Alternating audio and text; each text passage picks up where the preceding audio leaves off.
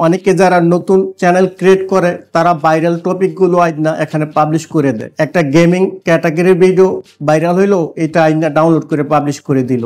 একটা টেকনোলজির ভিডিও এটা গ্রো হলো, এটা আইনা ডাউনলোড করে এখানে পাবলিশ করে দিল। একটা ইসলামিক ভিডিও গ্রো হলো, ডাউনলোড করে পাবলিশ করে দিল।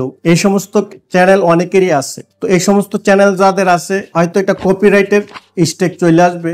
যদি কপিরাইট বাইপাস হয়, মনিটাইজ যখন অন করার সময় রিভিউ করবে, তখন হিউম্যান চেক করে এই চ্যানেলগুলো রিজেক্ট করে দিবে। আর এটা রিসলভ করার জন্য আপনার ফুল ভিডিওগুলো ডিলিট করতে হবে। তো যারা একদম বেগিন লেভেলে আছেন, তারা ফার্স্ট টাইমে চেষ্টা করুক নিজের ফেসের উপরে ভিডিও মেক করার জন্য।